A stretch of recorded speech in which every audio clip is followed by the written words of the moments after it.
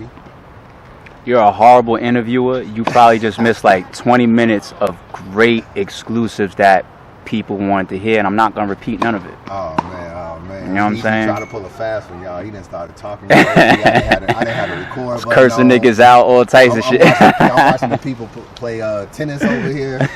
What's going on, man? Chilling, man. Target tees is something you got to deal with. You know what I'm saying? This is my new shit. You know what I mean? No more Armani. I mean, it's all about Target t-shirts now. All right, man. Well, I appreciate you the time, giving me the time to come out here, man. Appreciate you rocking always. This is we've been rocking for a while, man. We haven't done a in-person interview like this before, have we? I don't think we have. No. I don't think we have. At events. I remember I interviewed you once. You forgot that? Yeah. I interviewed you before. I think it was in Chicago, Guerrilla Warfare. It was either that card or a different card, and I told you some of the battles we had on the upcoming card to get your natural reaction in the tell.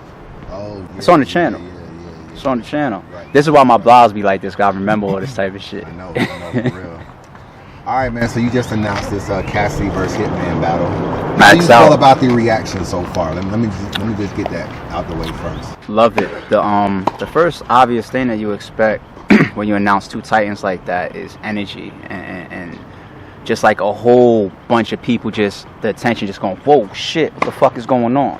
Because you could announce, like, there's a lot of battles going on right now. Like, battle rap is moving so fast paced. RBE could jump out there with a card right now, and I'm pretty sure we would garner a lot of attention, but there's still a lot of things going on that could be lost in the shuffle easily, because there's a lot of leagues, there's a lot of battles, there's rapid cards happening, there's cards happening even without promotion. It's just like card. You know what I'm saying? But, everybody knows I'm a movie head. It's like the Lord of the Rings thing. Remember like the big eye? You know what I'm saying? If somebody puts the ring on, the eye just boom. That's what Cassidy and Hitman is expected to do, and that's exactly what happened the other night when we released this battle. And that's expected. It's like these guys come with a high profile, a high price tag. You want everybody to say, oh shit, Hitman, oh shit, Cassidy, good, bad, ugly. That's what's supposed to happen. What do you feel about the people that feel like this may be a mismatch, or how did this even come about, or what made you book Cassidy?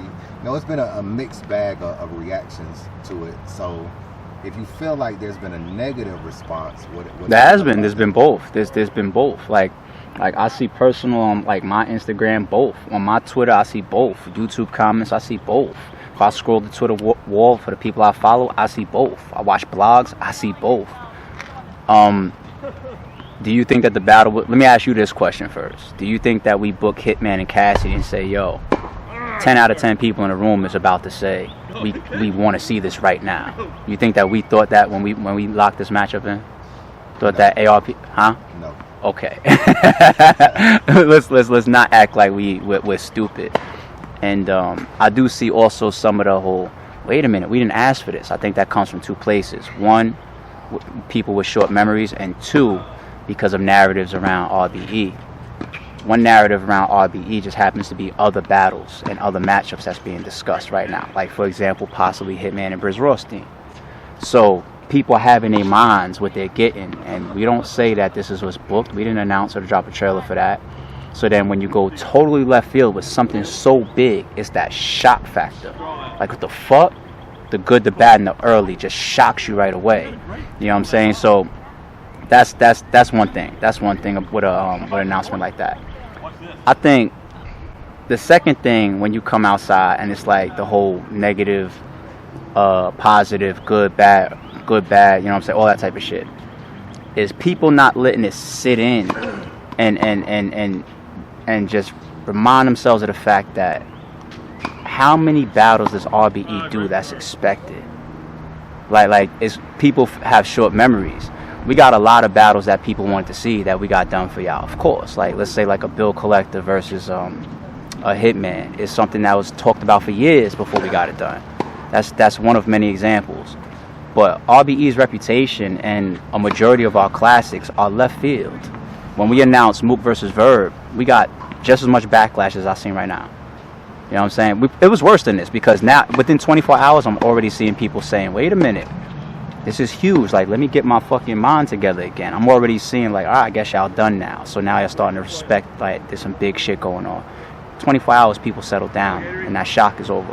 Mook and Verb, it was like a narrative until Mook and Verb started to promote and we got to the face-offs and shit like that.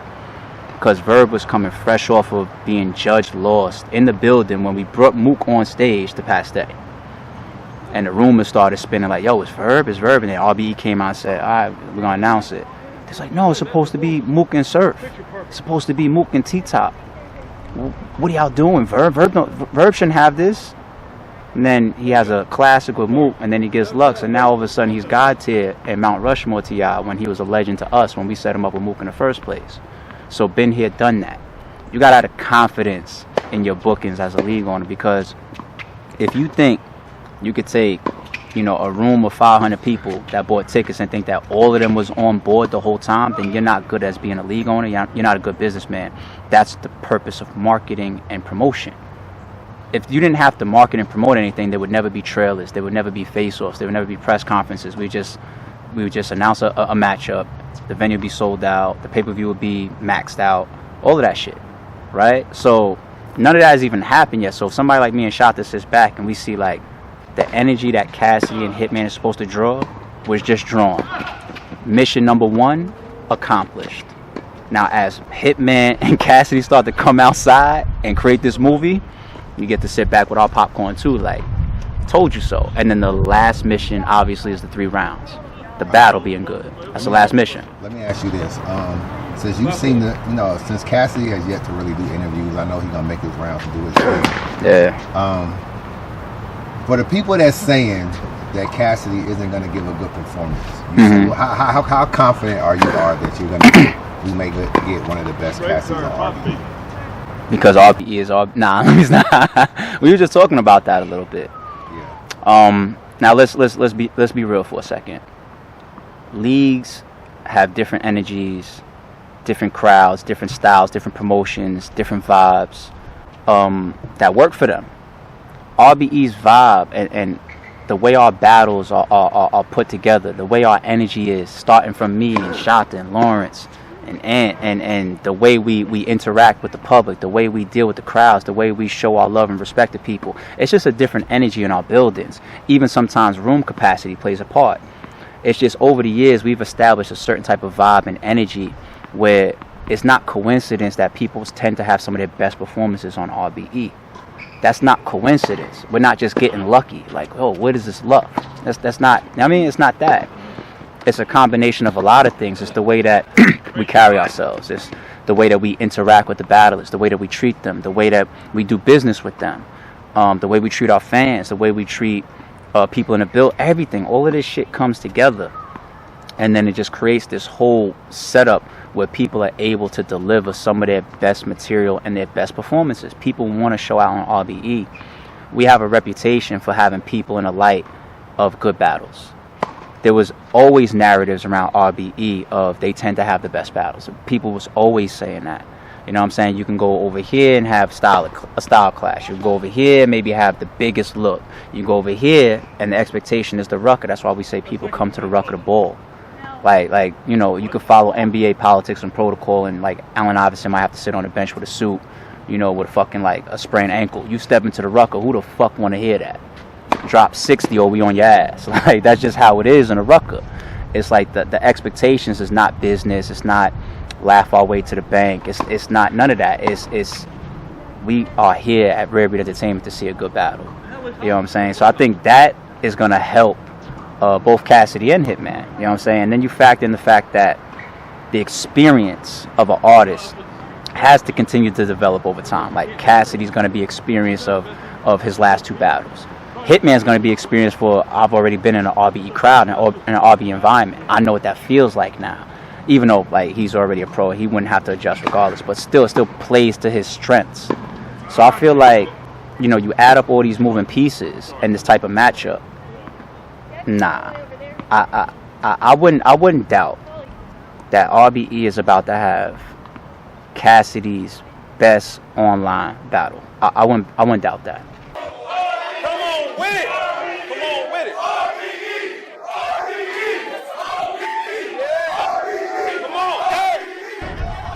But all those different energies that come out of the league, I mean, when you think about it, the vibe that our fans and our supporters have our platform. What other platform do you hear a crowd chant from like that? No other platform. You know, to this day, it fucking humbles the shit out of me. I can't even take credit for it when I see that shit. And now we're starting to put it in our trailers because we feel like that's part of our energy that we've earned with our supporters. And we. Where was that from? What do you mean, the first time? Yeah. Yo, you want to know what's so crazy? The first time. I ain't gonna lie, I was trying to figure it out. I was like, what the first time it happened? Yeah. The first time it happened is funny because I use that when I'm on the phone with Mook's manager, my nigga Van, and I bother him about that sometimes. Like, let's say me and Van is on the phone negotiating, and Van be like, yo, you know, my artist, he need $1 million. You see what happened when he come through RBE, and I'll be like, yo, you know, when they took the stage and Mook's putting his do-rag on, the crowd's going crazy. They're not shouting murder Mook, murder Mook. Yeah. So I'll be fucking with Van with that. You know, so I'll be, you know, joking around with that shit. But that's the first time it happened because I think we went through that card, that whole promotional run, and then we get to that moment where it's just like, yo, it's been 4 years. We didn't even believe that he was returning, and there goes Murder Mook, and there goes Averb. They're on the stage, they're mic'd up, we're all here. And the energy of a live event is just like, they brought us this. You know what I'm saying? It doesn't feel like a business move to the fans at that moment. It doesn't feel like a promotional run at that movement. It just feels like a hip-hop moment that these people have all worked together and bust their ass for to finally bring to reality. And it's right there in front of you. And they just wanted to give us, you know what I mean, like that, the kudos at that moment, give us our flowers at that moment. And then I think now when you see these moments that people feel is just like, damn, like, this is just the RBE vibe. I don't know if I feel this I don't know if this will happen, or when a classic moment, you get to the end of Chef Trez and Sharon, for example. And it's just like, yo, we just watched a 4th round in freestyle that could be round of the year. And it was all freestyle, back and forth, 2-bar for 2-bar, setup for setup, or whatever. Man, these motherfuckers is crazy. RBE. You know what I'm saying? So it's just our vibe and our energy. And look what you said. You was like, that's why people don't get booed, the energy. And all of those examples is why we are who we are.